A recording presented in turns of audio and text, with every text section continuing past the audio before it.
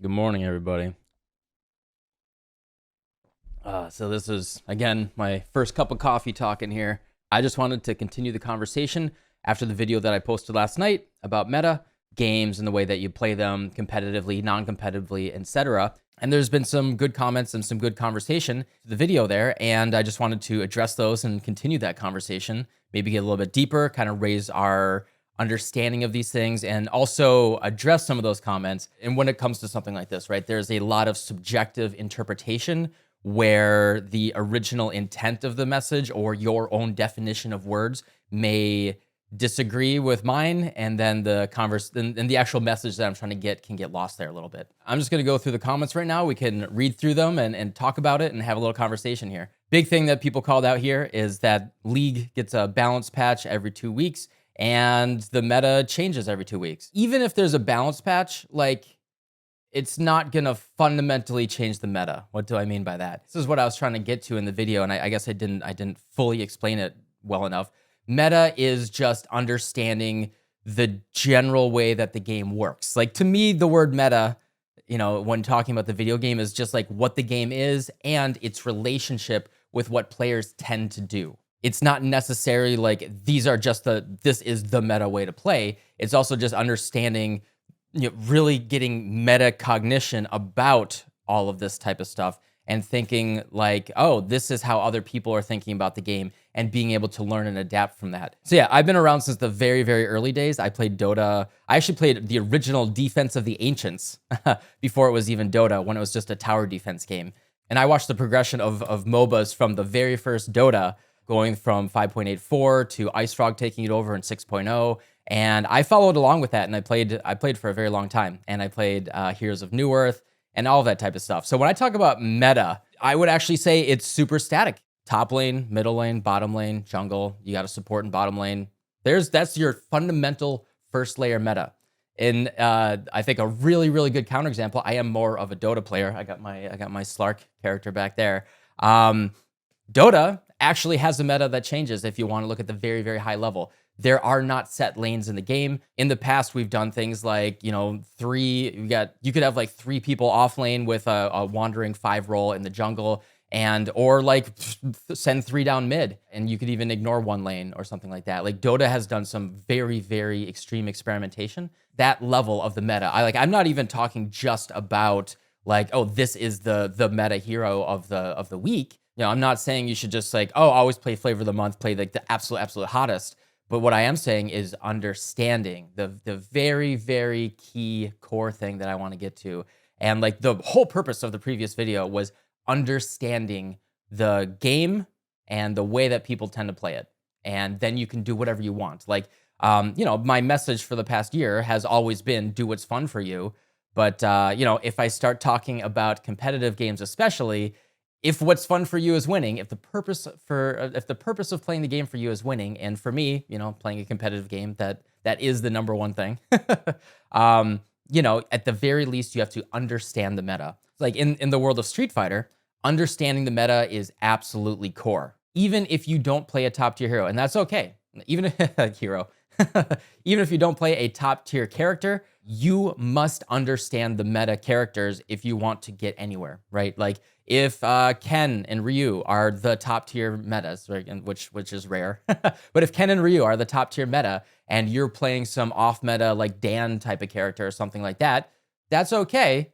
But just know that's probably going to be a hard matchup, and you got to study. You need to study not only the meta of the matchup, but also you have to get a little bit deeper into the style of combos, the certain ranges that they're looking for, their setups, all that type of stuff. Even at like a moderate level of play, not even at the very, very highest level of player, I would argue that you need to understand that to even do decently. And another thing that people brought up is, yes, you need to understand basic mechanics. A lot of people brought up like, hey, you can be so bad at League of Legends that character doesn't matter. Yeah, I agree. You should learn the fundamentals of the game and how it works. But I would even argue in this situation, my definition of meta is the way the game works, how people tend to play it, what they should be doing. Like the meta of jungle, right? Like, if you're very, very, very new to League and you're learning how to jungle, What is the meta of jungle? All right, if I'm starting, I don't know what they call it, radiant side or whatever, lower left corner. If I'm starting lower left corner and, I start from the red buff and then I tend to go to, then I go to blue and then scuttle or something like that, right? Like you should, even if you are absolutely new to the game, like when I first learned League, I actually learned Warwick in jungle as the first thing I ever learned. And I just looked up what is the standard meta jungle rotation for both sides of the map. Even if you're very, very new to the game, I think that is what you should do if you want to improve. And like, yeah, and then if you want to go even lower level and you're so bad you don't even know, what QWER do, you can't play blackjack unless you can count unless you can actually add up the cards, right? So there are fundamental entry level things before you start thinking about that. But what meta means, right, is thinking from a higher level, and until you when we're trying to engage in that style of conversation, I think it's important to understand that, yes, you have to learn the mechanics and like what numbers are and how they work. But then when we get to meta conversation, then I think it's important to be able to separate those two different things. The Path of Exile stuff here, I found this really interesting. There are a few comments like this. Take everything that I say in these videos in the context of everything that I said before. I never said you should only play meta things, right? I said you should understand the meta, right? And we can and always recontextualize and think about what I mean by the word meta. I'm talking about what the game is, how it works, and people and the player's relationship with the game. And you could even say the developer's relationship with it too, right? Like, here's another good example. I'm going to ramble and keep tossing things in. What is the meta for things getting nerfed, right? I get asked this all the time in chat, is like, oh, do you think X is going to get nerfed? Do you think Y is going to get nerfed? I think trying to predict nerfs in PoE is it's a fool's errand. When it comes to Path of Exile, we kind of actually have a meta for how things get nerfed because we know the development cycle. We know that PoE has a long development cycle where they're working on the subsequent league, the league after the next league, already when a league drops, right? So when 3.15 drops, 3.16 is probably like 50 to 75% done, and 3.17 is getting started, right? So because of that lead time, that means that unless something is like broken strong, we will have a 2-league lead time before something really gets fundamentally reworked and nerfed. So unless something is very, very strong, dominating the meta, and they can fix it with a simple number tweak, we've seen in the past that GGG tends to not really do those big nerfs until like 2 leagues later. That's a really interesting way that you can say like, hey, they might do a small little number tweak next patch. It'll probably still be pretty strong next patch. And then 2 leagues later, that's when it might get its big rework. And that's happened a lot in the past. So that's a good way that you can kind of think about things, is like, if something is really strong this league and you think people are going to be tired of it next league, is you could just wait and not buy expensive things right now and just buy it next league. Issue with meta slaving. Unless you know how to make money, diving into meta slave life will make your life even more miserable. Yep. I never said play meta. I said understand the meta. And there are all sorts of different layers to that, right? If you understand the meta, you can craft for those people, make a ton of money. I also mean things like understand the offense and defense meta. What is the offense meta right now? That is scaling Ignite, that's using Omniscience, things like that. What is the defense meta? Grace, Defiance Banner, Determination, and Spell Suppression. We put all that type of stuff together. That's the defense meta. Understanding what people do and why will allow you to put together your own builds, and you can play, whatever unique, nice thing that you want to do. I just want to keep saying that. I didn't say play the meta. I said understand the meta. That's actually why my League of Legends example, right? Like, I guess I should have picked less esoteric heroes, right? So like, let's do something a little bit more, a little bit more accurate, right? So top lane, let's just say Darius, because Darius is always good top lane anyway. Let's say Darius is the top tier, right? And you know that he is in 90% of games in that top lane. You're a top lane player, and you're a Garen player. And Garen can fight against Darius, but it sucks. It's not the most fun thing in the world. So what are you going to do? You know what the meta is. You know what they're going to play. So you look into counter picks. And then you can also think, like, what are the traditional counter picks, right? So you can say, like, oh, everyone is playing Malphite against Darius, right? Because Malphite can kind of just, like, work with his jungle and gank. And he can kind of, he can poke the whole time kind of safely with his Q, et cetera, et cetera. And like, maybe that just doesn't work out, right? Like, maybe you just hate the way that Malphite feels. You don't like playing the meta. And so, and this is actually exactly what I did. I'm speaking from experience here. I learned Maokai instead of Malphite. And at the time when I did this, Maokai was like, considered okay, but really not a top tier top laner. But I really liked the way that I could zone with my saplings in the brush and play around that, and then being able to go in and like really be able to use my ult and my punch against Darius to like work with my jungle and really set up some really good ganks there. And so I learned something that he's not like, wasn't like super off meta, but I looked into like what is the whole suite of things that people might play in at top lane. And, I saw all the S tier recommended stuff. And I looked down there until I found a character that clicked with me that I felt would work within the current meta, right? It's about understanding the meta and playing the thing that works for you, and you can address that. Similarly, right, like in Path of Exile, the very, very simple thing is, the old Mathel effect, right? Like, and this is more, this is less Mathel these days because he is so off meta. But, find something that is looking like it's going to be a meta build and you can craft for it. And you can know the thing that you want to play that is not the meta build that will allow you to find really cheap items and play and put together something that is, you're like, oh, all this stuff, this is what people want. Now I know what to look away from and not do if I want to play my own off meta thing, right? It's about understanding the meta, studying it, and knowing what's going on. I'm not saying play it, I'm saying understand it. And also, this is also all through the lens of trying to play effectively, right? I would argue if you want to be effective in the Path of Exile community, you gotta know the meta, right? You gotta. If you don't care about being effective in the economy, then you don't have to, and that's fine. If you are happy just playing around at level 70 to 75, you get to maps and you reroll a new character, that's totally fine. But if you want to be effective and have a strong competitive build in like the new hardcore solo self-found race, you got to study the meta and you got to know what's going out there. And as always, what I mean by meta is the way that the game works right now, the relationship between the systems, the actual game mechanics, and the players and the developer as well, and that relationship, the trends, all of that type of stuff. I think this comment here is good, right? The most important thing is taking the time to learn and understand whatever game it is in depth.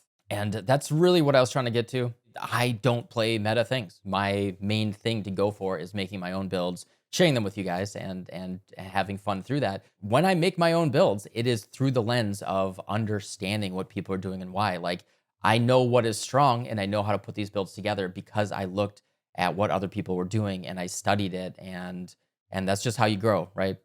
All right, that's my early morning coffee ramble right there. The thing that matters is the actual intent and learning and conversation, right?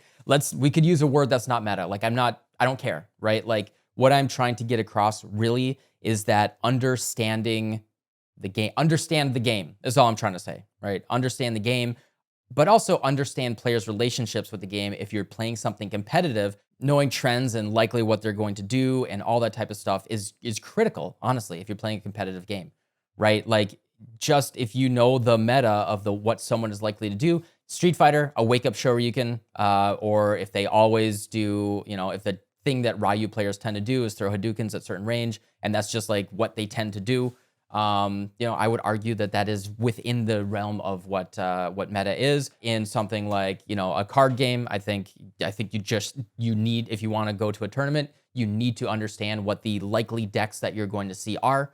And that's the way that you're going to build your deck. As always, not telling you to play the meta, but you need to understand it. Something like League, right? Like certain characters, yeah, if you're in Silver League, you're probably just going to see a hodgepodge of garbage. But when you get to let's get to Platinum League, right? If you're going from Platinum up to Challenger, you're going to see a lot of the same heroes over and over again. You need to at least understand them, right? Like, yes, Tyler 1 took Ivern all the way to Challenger, and then there's also the Street Fighter player that took Fang, and he won CEO, right?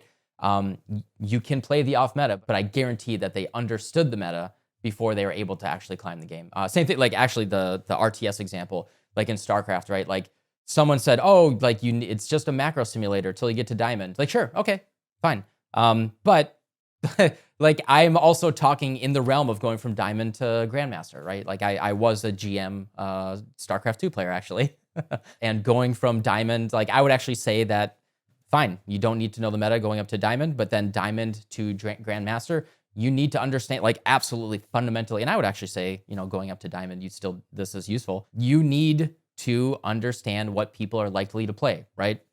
You know what the flavor of the month builds are and stuff like that, right? Like if I know I'm in Protoss versus Protoss, right? And I'm only talking Wings of Liberty back in the day. That's what I quit after Heartless Storm because it just ruined the meta for me.